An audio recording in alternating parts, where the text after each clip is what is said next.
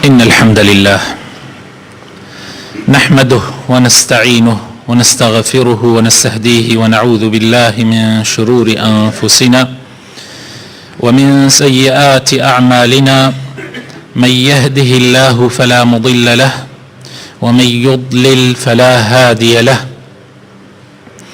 وأشهد أن لا إله إلا الله الواحد الأحد الفرد الصمد الذي لم يلد ولم يولد ولم يكن له كفوا أحد، وأشهد أن محمدا عبده ورسوله بلغ الرسالة وأدى الأمانة ونصح الأمة وجاهد في الله حق جهاده.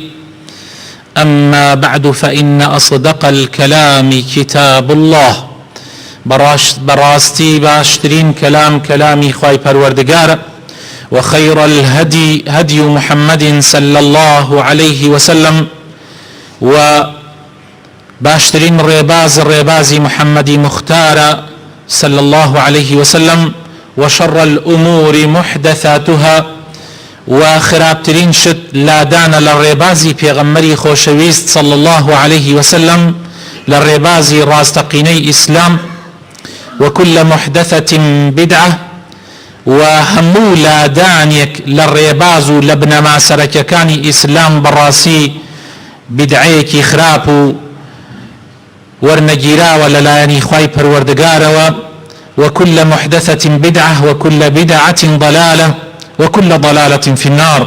وهمو لادانيكش للريباز بنما سرك كان إسلام براسي قمراي سر لشيوانو خوابنا من دا اگر او کسانی که او لادانانا اکن توبه نکن و نگرنوا براسی شونی انا اگری جهنم مسلمان برغزکن. ایملا زنجیر باسکان من لسر پیغمبر ناسی هندێک مان لە ژیانی پێغەمبەری خوا صلی الله عليه وسلم بەبڕێستان ناساند بۆ ئەوانەتان کە شارەزایی تەواوی نییە لەو بوارەیە، و تەذکیرە و یادەوەریەکیش بێ بۆ ئەو کەسانەی کە شارەزاییان هەیە. بابەتی ئەمڕۆمان ئەڕۆینە ناو خانەوادەی پێغەمبەری خواوە صلی الله عليه وسلم ڕاستەوخۆ، پاشەوەی باسی ئەوەمان کرد کە زەواج و ژیانی هاوسەرگیری چۆنە لە ئیسلامە و لە منهەجی پێغەمبەری خوایە صلی الله عليه وسلم. ئێستا بەڕاستەوخۆی ئەچینە ناو خانەوادەی ڕەسوولی ئەکرەمەوە صلی الله عليه وسلم. پێشە پرسیارەکەین کە پێغەمبەری خۆشەویست صلی الله عليه وسلم لە هاوسەرەکانیەوە دەستی پێ ئەکەین چەند خێزانی هەبووە پێغەمبەری خۆشەویست صلی الله عليه وسلم. پێغەمبەری خوا لە هەموو ژیانیا 12 خێزانی هێناوە، 12 هاوسەری هێناوە. لە ژیانی خۆیان دوانیان وەفاتی کردووە و دەی ماوەتەوە. ئەوانەی کە وەفاتیان کردووە لە ژیانی پێغەمبەری خوایە صلی الله عليه وسلم هاوسەری یەکەمی خەدیجەة الکوبرا کە هاوسەری یەکەمی پێغەمبەر بووە صلی الله عليه وسلم، وفاتی کردووە لە ژیانی پێغەمبەری خوایە صلی الله عليه وسلم. تقریبا لە تەمەنی 52 ساڵی پێغەمبەرە ئەو هاوسەرە بەڕێزەی پێغەمبەر صلی الله عليه وسلم وفاتەکە 50 ساڵان 50 بەسەرەوە. و زەینەبی کچی خوزەیمەیش ئەوش هاوسەرێکی تری پێغەمبەرە صلی الله عليه وسلم هەر لە ژیانی پێغەمبەری خوایە وفاتی کردووە. هاوسەرەکانی تری پێغەمبەری خوا صلی الله عليه وسلم ناوەکانیان ئابەم شێوازەیە کە عەرزتان یەکەم بۆ ئەوانەی کە شارەزایان نییە. یەکەم خەدیجەی کچی خوەیلد کە بە خەدیجەة الکوبرا ناسراو بووە. دووهەم سەودەی کچی زەمعە، عائشەی کچی ئەبوبەکر، حەفسەی کچی عومەر، زەینەبی کچی خوزەیمە، سەلەمە. هەر بەو تەرتیبەش کە باسمان کرد پێغەمبەری خوا خواستویانێتی. و جوەیرەی کچی حارث، و صەفیەی کچی حویەی کچی ئەختەب، و حەبیبەی کچی ئەبو سوفیان کە ڕەملەی ناوبووە، ڕەملەی کچی ئەبو سوفیان، وماريي كتشي شمعون وميموني كتشي حارث. لناو ام خزاناني پیغمبر صلى الله عليه وسلم چني كان كجبون چني كان بيوجنبون. لخزانكاني پیغمبر صلى الله عليه وسلم تنها عائشة كتشي ابو بكر كتبوا باقي كان هموي بيوجنبون. لمانەی کە باسمان کرد چەندێکیان مسلمان بوون کاتێ پێغەمبەر خواسیونێتی و چەندێکیان غەیرە دینی ئیسلام بوون. دەیان مسلمان بوون جگە لە سەفیەی کچی حویەی کچی ئەخطەب کە یەهودی بووە مسلمان بووە و پێغەمبەری خوا صلی الله عليه وسلم مخەیەری کردووە لەسەر ئەوەی کەوا بگەڕێتەوە ناو قەومەکە یان بیخوازێ ئەو خواستنی پێغەمبەری هەڵبژاردووە. وهروها ماريش كمسيحي بوا لا أهل مصر بهدية بدياري نرى وبو بيغمري خوشويس للايني كاربدستي أو سردمي مصر أيش مسلمان بو بيغمري خوا صلى الله عليه وسلم خواستويتي يان وكو أما تللاي بيغمري خوا بوا وكريكشي لبيغمري خوا بوا كناوي إبراهيم بوا. خۆشەویستەکانم ئەمە هەندێک معلومات لەسەر خانەوادەکانی پێغەمبەری خوا صلی الله عليه وسلم. ئێستا دێینە سەر ئەو پرسیارەی کە هەندێک لە ناحەزان ئەیکەن بە نەزانینەوە یان بە زانینەوە کەوا پێغەمبەری خوا صلی الله عليه وسلم بۆ ئەم هەموو ژنەی خواستووە. مەسەلەی تعددی زەوجات طبعا ئەوانەی کە ئەم پرسیارانەکەن زۆر جار خۆیان مستەشریقن مەسیحین یان یەهودین یان لەوانن لەو جۆرە کەسانن و هەندێکیشی جاری وا هەیە وەکو بە بەغا کەسانێکی بەچکەی مسلمان کە کەوتۆتە شوێنی ئەوان ڕێبازی ئەوانی هەڵبژاردۆ لە ژیانە ئەو پرسیارانە ئەکەن کە پێغەمبەر صلی الله عليه وسلم بۆ ئەوەنە خێزانی خواستووە یان ئەوان بە سەراحەتتر و بە جورئەتتر حاشا بۆ پێغەمبەری خوا صلی الله عليه وسلم ئەڵێن پێغەمبەر کەسێکی شەهوانی بووە یعنی ئارەزوباز بووە بۆیە ئەوەنە ژنی خواستووە. طبعا بۆ وەڵامی ئەمە حەزەکەم چەند خاڵێکتان عەرز بکەم. خاڵی یەکەم پێشی پێغەمبەری خوا صلی الله عليه وسلم پێغەمبەرانی تریش چەند ژنیان بووە هەیان بووە دوو ژن هەیان بووە چوار هەیان بووە زیاتر هەر لە پێغەمبەرانی بەنی ئیسرائیل لە ئیبراهیمەوە عليه الصلاة والسلام کە باوکی پێغەمبەرانە و باوکی پێغەمبەرانی بەنی ئیسرائیلیشە کە مەسیحی و یەهودی خۆیان بە هەڵگری ئەپەیامی ئەوان ئەزانن ئەو دوو ژنی هەبووە یعقوب چواری هەبووە سولەیمان زۆرتریشی هەبووە داود زۆرتریشی هەبووە بۆ باسی ئەوان ناکەن بۆ دێن تەنها باسی پێغەمبەری خۆشەویستەکەن صلی الله عليه وسلم. لە قەومەکانی پێشی ئیسلامە تعدد یان فرەژنی شتێکی زۆر ئاسایی بووە کاتێ ئیسلامیش هاتووە لە سەرەتاوە زۆر ئاسایی بووە چەند ژن بێنی سەحابەی وا هەبووە کە مسلمان بووە دژنی هەبووە و کەمتریان زیاتر. پاشان ئیسلام لە مەرحەلەیەک لە مەرحەلەکان چۆن عەرەق حەڵال بۆ پاشان عەرەقی حەرام کردەوە وەکو یاسایەک و زۆرێک لە شتەکان پێشووتر حەڵال بووە پاشان حەرام کراوە وەکو بۆ نمونە هەندێک لە خواردنەکان هەندێک لە گۆشت بۆ نمونە گۆشتی کەر حەڵال بووە هەتا ساڵی 7 هیجری گۆشتی ئەم گوێ درێژەی کە ئێستا لای خۆمان حەرامە لە سەردەمێکی زۆر لە ئیسلامە 19 ساڵ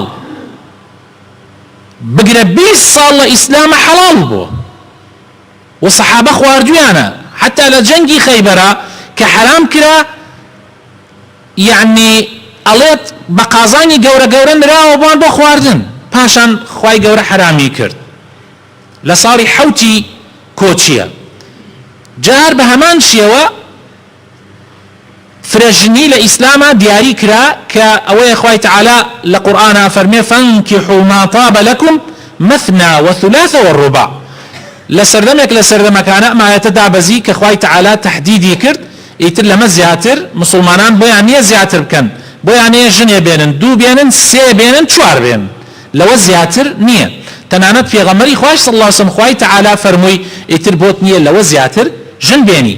ئەی باشە بۆ پێغەمبەر صلی الله عليه وسلم دوانزەی هەیە ئەوە پێش ئەمە بووە حتا تەنانەت پێشان هەر سەحابەیەک لە زیاتر لە چواری هەبووە پێغەمبەر صلی الله علیه وسلم بانگیە کرد کە چواریان هەڵبژێرە و باقیەکانی ئەبێ وازی لێ بێنێ. پێغەمبەری خوا صلی الله عليه وسلم دوانزەکەی مایەوە لەبەر ئەوەی چونکە بە ئاەتی قورئان و بە نەسی قورئان ژنەکانی پێغەمبەر صلی الله عليه وسلم دایکی ئیماندارانن و کەس بۆی نییە بیان خوازێ لە دوای ئەوە. کەس هەیە دایکی خۆی بخوازێ؟ کەس بۆی نییە. بۆیە تەلاق نەدران. بەڵام لەوە زیاتر بۆی نەبوو پێغەمبەر صلی الله عليه وسلم ئیتر ژنی تر بێنێ. بەڵام ژنی تر غەیری ژنی پێغەمبەر صلی الله عليه وسلم کە تەلاق بدرێ هەر مسلمانێک جگە لە ئەوانەی مەحرەمن لێ ئەتوانێ بیان خوازێ. با بێنە سەر ئەوەی کەوا ئایا پێغەمبەری خوا صلی الله عليه وسلم بالفعل ئەوان ئەڵێن حاشا بۆ پێغەمبەری خوا صلی الله عليه وسلم، حاشا بۆ پێغەمبەری خوا صلی الله عليه وسلم کە شەهوانی بوو بێ لەبەر شەهوەت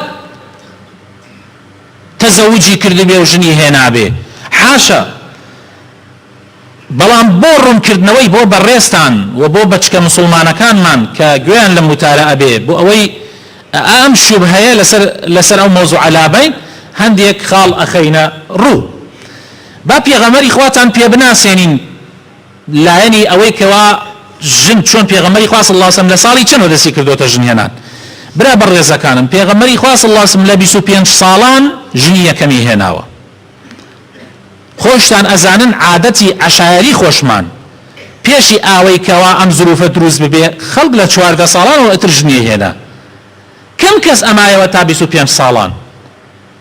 بەڵام پێغەمبەری خوا صلی الله عليه وسلم کەسێک بووە زۆر دوور بووە لەو ئارە ئەگەر چی طبیعیە، ئەگەر چی طبیعیە ئینسان خوای گەورە پێغەمبەریش ئینسانە. قل إنما أنا بشر. طبیعیە بەشەر دڵی بچێ بۆ ژن هێنان. شتێکی زۆر ئاساییە، زۆر طبیعی و سروشتیە. بەڵام پێغەمبەری خوا صلی الله عليه وسلم ئەو شتانەی هەرتیانە بۆ ئەسڵەن لە 25 ساڵان ژنی یەکەمی هێناوە. بیر لە ئێوە ئیسا ئەوانەی کە 25 ساڵانن لەم مەجلیسە تا ئێستا ژنیان نەهێناوە حتا 30 ساڵان. المهم ئەوەی کە گەنجە و ژنی نەهێناوە. من پێتان ئەڵێم زەحمەت نەبێ جوانترین ژنی ئەم سمودە و ئەم گەرمیانە و ئەم کوردستانەتان پێ ئەدەین ئەوانەتان کە تا ئێستا ژنتان نەهێناوە گەنجن، جوانترین ژنتان پێ ئەدرێت.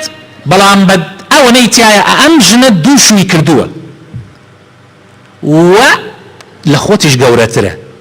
قبوڵیەکەی هیچ کەسێ لە ئێوە قبوڵی ناکە. ئەوانەتان کە شەهوەتی بەرزە و ئەوانەشان کە شەهوەتی نزمە نەقبوڵی ناکە. بەڵام پێغەمبەر صلی الله عليه وسلم یەکەم ژن کە هێنایەتی بۆ معلوماتتان لە ڕیوایەتێکە ئەڵێت چەند ساڵان بووە. پێغەمبەر خۆی 25 ساڵان بووە. ئیتر ئەمە هەموو ئەو شوبهە و گومانانەی ئەوان پوچەڵە کاتەوە و دوو شویشی پێشی پێغەمبەری خوا کردووە. یعنی بێوەژن بۆ دوو شوی کردووە. مێردەکانی مردوون ئەمجا پێغەمبەری خوا صلی الله عليه وسلم خواستوێتی. ئەو بۆ معلوماتتان بۆ زانیاریتان. ئەمە یەک. پاشان ئینسان کە بیکا بە دوو ژن و بیکا بە سێ ژن و ئەگەر شەهوەت بێ، ئەگەر مەسەلە سنەت نەبێ وەکو دین نەبێ، بیکا بە دوو بێ سێ دائیمەن عادەت وایە لە 30 ساڵانێکی دوو ژنێکی تێناوە بێوەژنە و دوو شوی کردووە 25 ساڵان لە 30 ژنی دووەم تێری لە 35 ئەیهێنی لە 40 ئەیهێنی. ئینسان لە 40 کردێبانە ئەغڵب تااقەتی کەمە بێتەوە ئەگەر بۆ مەسەلەکە شەهوەت بێ. کەم کەس بەس ژنی دووەمی پێغەمبەر صلی الله عليه وسلم تەسەوڕەکەم کەی هێنای بێتی. ئەوانەی کە مولحیدن، ئەوانەی کە بێدینن، ئەوانەی کە خەڵەتاون، حەزەکەم ئامان ئەم پرسیارانە ئەوان پێغەمبەر ناناسم، ژیان نامەیان نەخوێندۆتەوە، قورئان شارەزایان نییە، خۆنن خۆیان نەکەنە ناو هەڵە قورتێنە ناو بڕێ مەسائیلەوە لە ڕاستیان لە هینی ئەوانان نییە.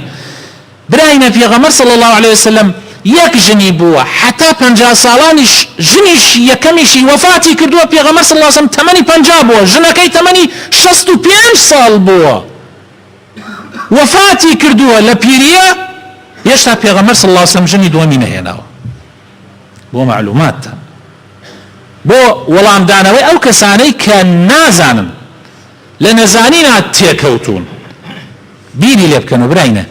پێغەمبەر تەمەنی 50 ساڵە، ژنی یەکەمی کە دووشوی کردووە بێوەژن بووە پێش ئەو خواستوێتی وە لە ئەویش گەورەتر بووە. هێشتا پێغەمبەر صلی الله عليه وسلم بیریشی نەکردەوە ژنی دووهەم بێنێ.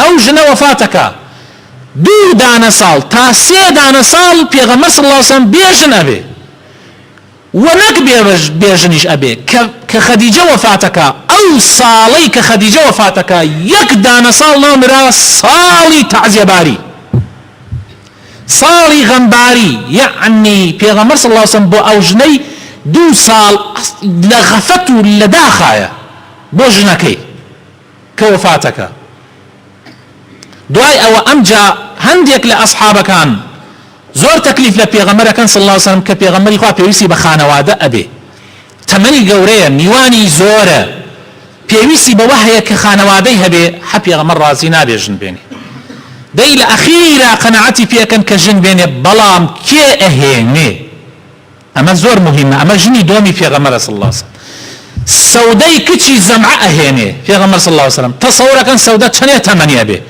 کچە عازەوێکی 14-15 ساڵانە 17 18 20 25 30 چلە نە وەڵڵاهی لە 50 وەبانە ئەمە ژنی دۆمی پێغەمبەرە صلی الله علیه وسلم والله حق ئەو کەسانە باوەڕ بکە حق عرەقی شەرمەزایی بتکێنن کاتێک ئەو بێئەدەبێ بەرامبەر بە پێغەمبەری خوا ئەکەن بەڵام چیەڵێ دوژمن هەر هەیە لە زمانی پێغەمبەریشا منافق بووە و بوختیان چی هەبووە و ئەوانە یعنی لە 50 ساڵان ژنێکی هێنێ تەمەنی لە 50 ساڵ وەبانە وە کچیش نییە یەکەم بێوەژنە لە ئیسلامە مێردەکەی مردووە و مسلمان بۆ پێغەمبەر صلی الله علیه وسلم ویستی مسلمانان فێر بکە کە نایەبێ بێوەژن بمێنێ بیر لەوە نەکەیتەوە تۆ تاو دەی بۆ کچە عازە و کە ئەتەوێژی دووەم بێنی ژنی سێم بێنی بەس بیرکەی تۆ شەهوەتی خۆت تێرکەی فێر بی ئەگەر ئافرەتێکی مسلمان داما مسلمانان ئەبێ لەبەر خاتری خوای گەورە داڵدەی بدەن بۆیە ئەڕوا پێغەمبەر صلی الله علیه وسلم ئەو ژنە ئەهێنێ کە یەکەم بێوەژنە لە ئیسلامە ئەمە شەهوەتە يعني ئەو ژنەکانی تر پێغەمبەر صلی الله علیه وسلم لە 52 ساڵانەوە هەتا 60 ساڵان لە ماوەی 8 ساڵە پێغەمبەری خوا صلی الله علیه وسلم ئەو ژنانەی خواستووە هەمووی بە حیکمەت هەمووی ئەتوانی بڵێ حیکمەتی خوایی لە پشتەوەیە کە ئینشاء الله ئەگەر خوای گەورە یارمەتیمان بدا لە وتاری داهاتووە عەرزتان یەکەم کە ئەم ژنانەی بۆ خواستووە پێغەمبەر صلی الله علیه وسلم پێغەمبەری خوا بۆ خاتوو عایشە ئەخوازێ کە کچی ئەبوو بەکری سدیقە بۆ حەفسە ئەخوازێ کە کچی عومەری کوڕی خەتابە بۆ ئەوەکانی تری خواستووە ئەمانە پێویستە بۆ جەنابتان ڕوون بکرێنەوە ئینشاء الله لە هەفتەی داهاتووە عەرزتان یەکەم داواکارم خوای گەورە بخاتە ناو جوانەکانی خۆی ڕەحمان پێ بکە هیدایەتمان بدە نوری ئیمان بخاتە دڵەکانمانەوە یا ڕەبی موفقمان بکەی یا ڕەبی دامەزراومان بکەی لەسەر دیندارێتی لەسەر ئیسلامەتی یا ڕەبی دڵمان لا نەچێ شەیطان نەمان خەڵەتێنێ یا ڕەبی خوایە هیدایەتی گەنجەکانمان بدەی گەنجەکانمان لە بەڵاو مصیبەت و خراپە و فیتنەی ئاخر زەمان بپارێزی یا ڕەبی خوایە شیفای نەخۆشەکانمان بدەی بە تایبەت ئەو نەخۆشەی کە تەلەفۆنی بۆ کردم و زۆر تەکلیفی کرد دوعای بۆ بکەم یا ڕەبی شیفای نەخۆشەکەی بدەی یا ڕەبی ڕەحم بە مردووی هەموو لایەکمان بکەی یا ڕەبی قات و قڕی و گرانی و ناڕەحەتی لەسەر وڵاتمان لابەی یا ڕەبی ڕەحممان پێ بکەی خوایە بۆ خاتن ناوجوانەکانی خۆت ئەم بەهارە بکەیتە بەهاری خێر و بەرەکەت و ڕەحمەت بەسەر ملەتەکەمانەوە خوایە ئەم بەهارە نەبێتە سەبەب ئەوەی کەوا خەڵکانێک تووشی گوناح ببێن یا ڕەبی خوایە کوردستانمان عێراقمان هەموو وڵاتانی ئیسلام لە دەستی زاڵمان و ستەمکاران بە دوور بگری ئامین ئامین